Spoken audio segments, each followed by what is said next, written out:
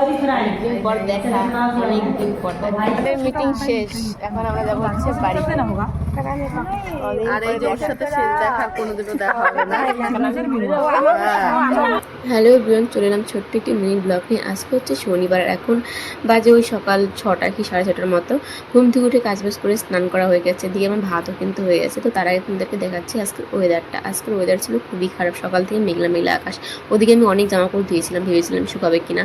তো এদিকে দেখো আমি ডাল বসিয়েছি, ডাল প্রায় হয়ে গেছে। এই ডালগুলো কিন্তু মামার বাড়ি থেকে আনা, এত ভালো খেতে কি বলবো। আর মুসুর ডাল রান্না করছি আজকে আমি। আর এইদিকে হচ্ছে আমি এনেছিলাম রাত্রেবেলা লাল শাক, কারণ আমার শরীরে রক্ত কখনোই বাড়ে না, প্রচণ্ডই মানে কি এর জন্য প্রবলেম হয় মাঝে মধ্যে। তো এই জন্য লাল শাকটা আমি একটু বেশি খুশি করে খাওয়ার চেষ্টা করি, আমার মাঝে মধ্যে নিয়ে আসি। এটা খাওয়া কিন্তু খুবই ভালো, আর এর জন্যই সোনুকেও আমি খুব ভালোভাবে এটা খাওয়াই। আর এদিকে দেখো এরপর আমি একটু কাজ করবো, সেটা হচ্ছে বেড কভারগুলো পাল্টাবো। তাই সোনুকে বলছিলাম, সোনু তুমি একটু আমার হাতে হাতে কাজ করে দেবে। মেয়ে আমার এত লক্ষ্মী, একবার বলাতেই দেখো কত কাজ করে দিচ্ছে। সত্যি সত্যি মানে একটা জিনিস দেখবে, ছোট হোক বা বড় হোক, মেয়েদের কিন্তু একটা কাজ সবসময় এটা মানে মাথায় রাখা দরকার, যে আমাদের ঘর বাড়ি পরিষ্কার পরিচ্ছন্ন গুছিয়ে রাখাটা কিন্তু একটা দায়িত্ব, সেটা ছোট বা বড়। আর ছোটোর থেকে যদি বাচ্চাকে আমি এটা শিখাই, তাহলে কিন্তু এটা বড় হয়ে কোনো অসুবিধা হবে না। আর সোনু আমার লক্ষ্মী মেয়ে, আমি যদি একবার বলি তাতে ও শোনে। আরও ভীষণ খুশি হয় আমার হাতে হাতে কাজ করে দিলে। আমি কত সময় বারণ করি, কিন্তু ও নিজে থেকেই এত মানে পরিমাণে কাজ করতে যায় আমার সঙ্গে, তখন আমারই প্রচণ্ড পরিমাণে রাগ উঠে যায় জানো। যাই হোক দেখো এখানে করে বলে সে কভার খুলতে কী অবস্থা, কী খুশি ও, মানে ওকে কাজ করতে দিয়েছি বলে ভীষণ খুশি। আসলে আমাকে কাজ করতে দিয়েছি কারণ আজকে স্কুল নেই, যেহেতু সকাল থেকে শুধু খেলছে। এবার একটু কাজকর্ম করলে খিদেটা পাবে, কাজ বলতে কি ওই হাতে হাতে একটু করে দেওয়ার, ও ভীষণ খুশি হয় এই কাজগুলো করে দিতে।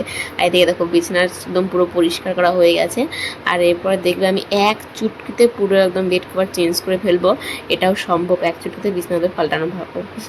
তো দেখো এখন তো কত ভালো লাগছে, পুরো বিছানা একদম গুছিয়ে নেওয়া হয়ে গেছে। এরপর আমি সোনুকে স্নান টান করিয়ে দেবো, তাহলে মোটামুটি আমার আজকে অর্ধেক ডিউটি কিন্তু শেষ। আর এরপর স্নান টান করে আমরা খাওয়া দাওয়া করে এখন রেডি হয়েছি, কারণ সোনু স্কুলে আজকে আছে প্যারেন্টসদের মিটিং, মানে টিচার আর প্যারেন্টসদের, শুধু প্রি নার্সারিদের জন্য। আর এখানে আমি আর সোনুর বাবা যাবো, সোনুকে ওই বাড়িতে রেখে যাবো মায়ের কাছে। প্রচণ্ড পরিমাণে গরম আজকে, প্রথমে তো সকালবেলা মেঘলা ছিল, কিন্তু তারপরে এত রৌদ্র উঠেছে কি বলবো তোমাদের। তো এরপরে আমি আর সোনুর বাবা চলে যাই স্কুলে, সে টাইম ছিল 10টা থেকে 11টা। আর 10টার দিকে আমরা পৌঁছে গিয়ে দেখি এখানে সেরকম কেউ আসেনি, আমি দিয়ে 4জন। তারপর এক এক করে আস্তে আস্তে সবাই আসে, তার মধ্যে কিন্তু অনেকজন ছিল না, যে দেখলাম আর কি। আর এখানে অনেক দিন পরে বান্ধবীদের সঙ্গে দেখা হয়, যেটা বলছে আমার নাকি দেখাই পাওয়া যায় না। আমি মাঝে মধ্যে আসি, কিন্তু ওটা দেরি করে সঙ্গে দেখা হয় না। এক মাসে এত বন্ধুত্ব হয়ে গেছে, কিন্তু এখন সেভাবে আসা হয় না, কারণ কাজকর্ম থাকে না, এই জন্যই। তো আজকে মিটিং দেখে আসছি, সবাই দেখা হবে। আর সবাইকে আমরা চুল কেটেছি।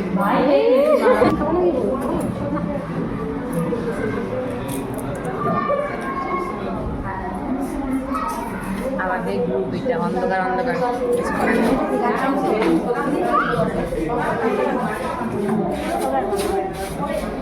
আমিও আসছি, স্যারদেরকে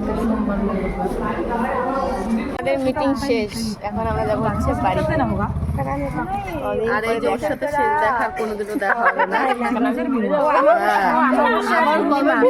তারপরে ওর দেখা পাওয়া যাবে।